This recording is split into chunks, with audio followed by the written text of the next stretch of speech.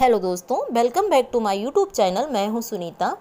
दोस्तों, स्वस्थ शरीर में ही स्वस्थ मन का वास होता है। यानी हमारा जब शरीर स्वस्थ होता है तो हमारा मन भी प्रसन्न रहता है। और जब हमारा शरीर किसी भी तरीके से रोग युक्त होता है, किसी भी तरीके की बीमारी की चपेट में होता है, तो हमारा मन और मस्तिष्क दोनों ही प्रसन्न नहीं रहता है। तो इस वीडियो के माध्यम से मैं आज चर्चा कर रही हूँ शरीर के विभिन्न अंगों में आने वाली सूजन के बारे में।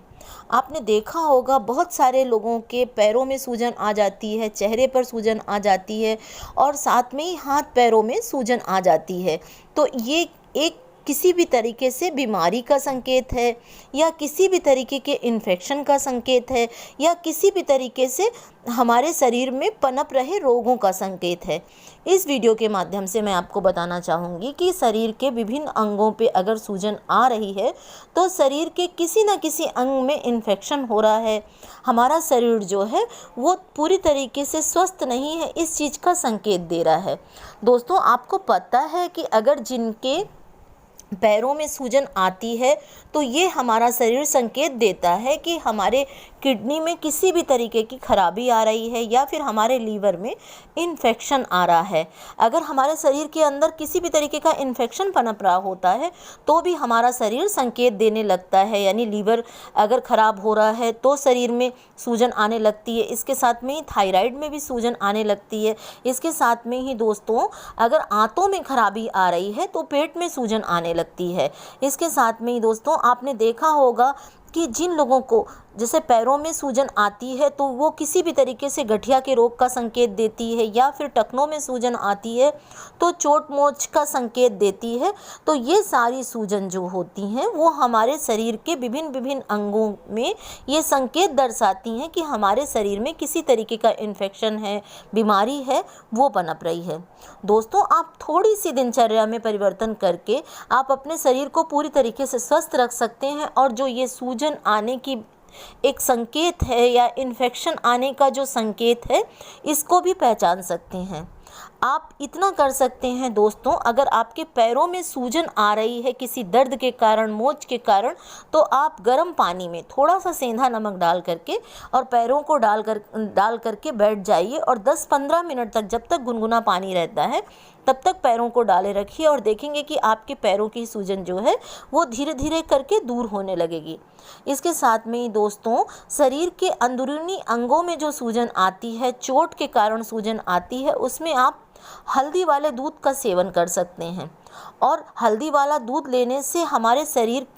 के जो भी अंग हैं वो भी सुचारू रूप से काम करते हैं। इसके साथ में ही ये हमारे शरीर के अंगों की सूजन को भी पिघलाता है। इसके साथ में ही दोस्तों, आप तिल के तेल की भी मालिश कर सकते हैं। अगर आपके चेहरे पर सूजन दिखाई देती है तो हो सकता है आपको साइनस की प्रॉब्लम हो, तो इसके लिए आप नाक के नथुनों में एक एक बूंद तिल के तेल को डाल सकते हैं, और इसके साथ में ही बादाम का तेल भी आप डाल सकते हैं, और नाक के आसपास की जो हड्डी होती है उस जगह पर हल्के हल्के हाथों से मालिश भी कर सकते हैं। इससे भी साइनस की जितनी भी परेशानी होती है वो दूर होती है। इसके साथ में ही दोस्तों, गठिया जैसा जब रोग होता है तो भी हमारे पैरों में सूजन आने लगती है। इसके लिए आप थोड़ा सा सूंठ और अजवाइन का चूर्ण बना लीजिए, और गुनगुने पानी के साथ में या गुनगुने दूध के साथ में अगर आप इसका सेवन करते हैं तो आपको गठिया के रोग में जो दर्द होता है या सूजन आती है, उससे ये सूजन जो है वो बहुत तेज़ी से दूर होने लगती है। इसके साथ में ही दोस्तों, जिनको पेट में सूजन आती है या आंतों में किसी भी तरीके का इन्फेक्शन का संकेत देती है, यानी पेट में दर्द होने लगता है, अफारा लगने लगता है या पित्त बनने लगता है, तो इस कारण से हमारे पेट में सूजन आने लगती है। इसके लिए आप छोटा सा ये उपाय कर सकते हैं। पेट की सूजन को दूर करने के लिए आप अजवाइन, सौंफ और पुदीने के चूर्ण का एक पाउडर बना लीजिए, और दही या छाछ के साथ में आप कुछ दिनों तक नियमित रूप से भोजन के साथ में अगर आप लेते हैं तो आप देखेंगे कि आपके जो पेट में सूजन आने की समस्या है या फिर पेट में दर्द होता है, तो वो सारी समस्याओं से ये चूर्ण जो है वो बहुत तेज़ी से मुक्ति दिलाएगा। इसके साथ में ही दोस्तों मैं आपको बताना चाहूँगी कि अगर आपको थायराइड के कारण सूजन आ रही है, थायराइड के रोग में आपने देखा होगा कि शरीर जो है बहुत तेज़ी से फूलने लगता है और जिसे हम मोटापा समझ लेते हैं। लेकिन थायराइड की बीमारी में शरीर के विभिन्न अंगों में थकावट होती है, साथ में ही शरीर में सूजन आने लगती है। तो आप धनिए का उपयोग करिए, धनिए की चटनी ले सकते हैं। इसके साथ में ही आपको करना ये होगा कि आप 2 चम्मच धनिया को भिगो दीजिए रात में और सुबह 1 ग्लास पानी में इसे इतना खौलाइए कि 1 कप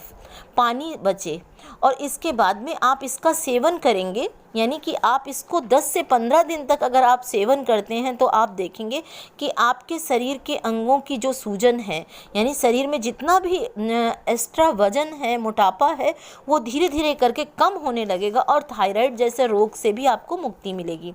इसके साथ में ही दोस्तों मैं आपको बताना चाहूँगी कि आप अगर गोखरू का सेवन करते हैं, गोखरू का पानी लेते हैं, तो भी आपकी सूजन जो है वो तेज़ी से घटती है। इसके साथ में ही दोस्तों आयुर्वेद में पुनर्नवा रिष्ट लेने से भी शरीर की सूजन जो है वो दूर होती है। तो दोस्तों अगर वीडियो पसंद आ रहा हो तो मेरे मोटिवेशन के लिए लाइक ज़रूर करिएगा और चैनल पर नए हो तो इसको सब्सक्राइब कर लीजिएगा, जिससे कि आपको मेरे अगले वीडियो जो हैं वो डे बाय डे मिलते रहें।